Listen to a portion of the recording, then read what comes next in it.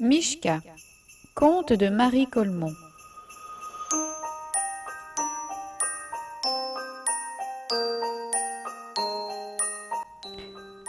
Mishka s'en allait dans la neige en tapant des talons. Il était parti de chez lui ce matin-là, comme le jour commençait de blanchir la fenêtre. De chez lui, c'est-à-dire de la maison d'Élisabeth, sa jeune maîtresse, qui était une petite fille impérieuse et maussade. Lui, c'était un petit ours, en peluche, avec le dessous des pattes en velours rose, 2 boutons de bottines à la place des yeux, 3 points de laine à la place du nez. En se réveillant, il s'était senti tout triste et dégoûté. Élisabeth n'était pas gentille. Il lui fallait 25 joujoux à la fois pour l'amuser. Et quand on avait cessé de lui plaire, il n'était pas rare qu'elle vous secouât et vous jetât d'un bout à l'autre de la pièce. Tant pis s'il lui restait une de vos pattes dans la main.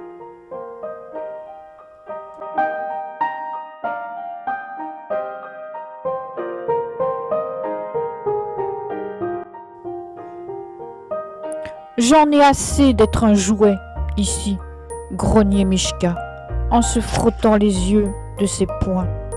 Je suis un ours, après tout. Je vais aller me promener tout seul et faire un peu ce qui me plaît, sans obéir aux caprices d'une méchante petite fille. Et bien que la chambre fût tiède, et tant qu'Élisabeth dormait, Mishka s'était sauvé en passant par la chatière. Maintenant, il s'en allait dans la neige. Il levait haut les pattes l'une après l'autre, et chaque fois qu'il en posait une, cela faisait dans la neige un petit trou rond. Or, depuis bien 5 minutes, un roitelet le suivait. Ces roitelets, ces farceurs, ça a la queue retroussée et ça sautille par-ci, par-là, et on dirait toujours qu'ils se moquent de vous.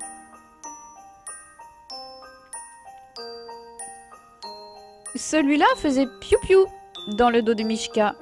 Et quand Mishka se retournait, vite il se laissait tomber dans un des petits trous ronds que les pattes de Mishka avaient fait dans la neige.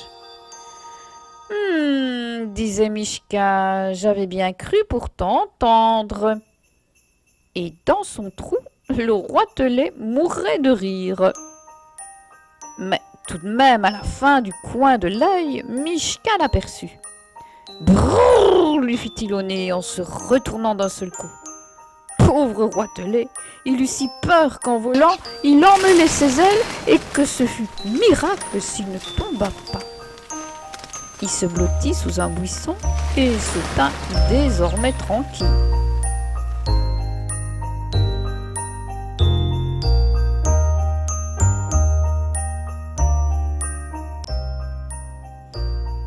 Tra-dera-dera, tralala, chantait Mishka en continuant sa route. C'est très amusant d'être un petit ours qui se promène dans la campagne. Je ne veux plus jamais être un jouet. Après ça, au pied d'un arbre où la neige avait fondu, il trouva un pot de miel.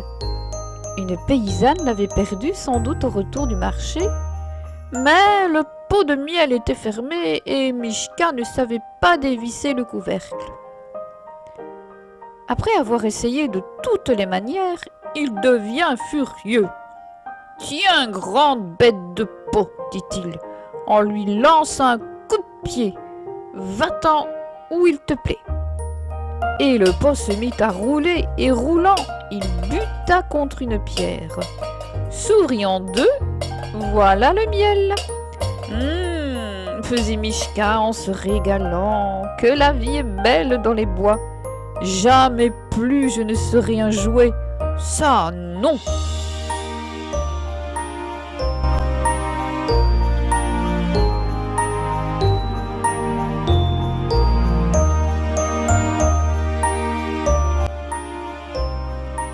Naturellement, quand il eut bien déjeuné, qu'il se fut bien frotté son petit ventre rond, Il eut envie d'aller faire la sieste en haut de l'arbre. Il grimpa donc et s'installa dans les branches et dormit un bon coup. Quand il se réveilla, c'était presque le soir.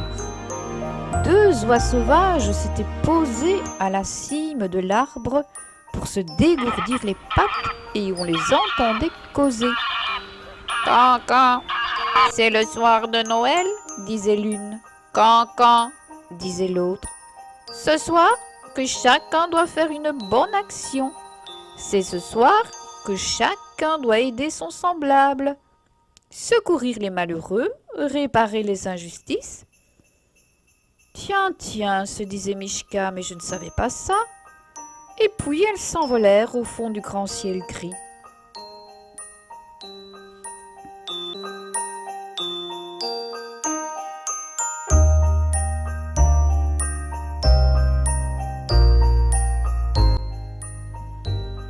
Et Michka descendit de son arbre et repartit dans la neige, cherchant une bonne action à faire.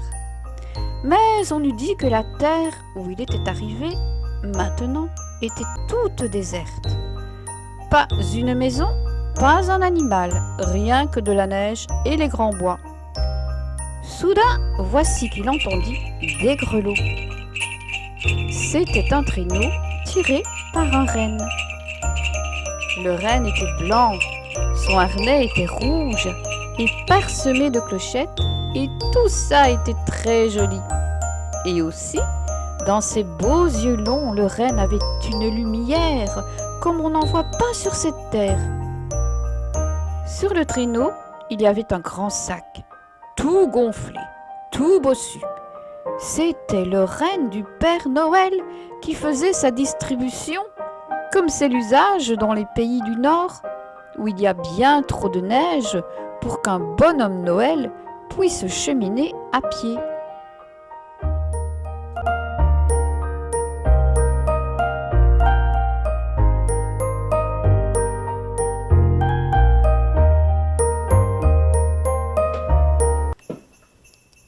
Grimpe vite, dit le renne à Michka. Tu m'aideras. Oh, ça c'était amusant. Le traîneau volait sur la neige. La nuit était venue, mais il y avait tant d'étoiles au ciel qu'on y voyait comme en plein jour. À chaque village, à chaque maison, le renne s'arrêtait et Michka, entrant à pas de loup, mettait dans la cheminée un chemin de fer, un pantin, une trompette, tout ce qui lui tombait sous la main en fouillant dans le grand sac. Michka s'amusait comme un fou. S'il était resté sage petit joujou dans la maison d'Élisabeth, aurait-il jamais connu une nuit pareille? De temps en temps, cependant, il pensait « Et ma bonne action dans tout ça ?»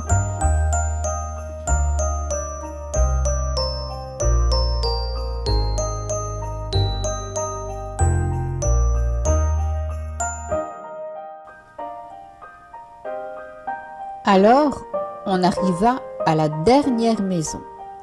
C'était une cabane misérable, à la lisière d'un bois. Michka fourra la main dans le grand sac, tourna, fouilla. Bon, il n'y avait plus rien. Reine, oh reine, il n'y a plus rien dans ton sac. Oh, gémit le renne. Dans cette cabane, il y avait un petit garçon malade. Demain matin, en s'éveillant, verrait-il ses bottes vides devant la cheminée? Le renne regardait Michka de ses beaux yeux profonds. Alors Michka fit un soupir, embrassa d'un coup d'œil la campagne, où il faisait si bon se promener tout seul, et haussant les épaules, levant bien haut ses pattes, une, deux, pour faire sa bonne action de Noël, entra dans la cabane, s'assit dans une des bottes, attendit le matin.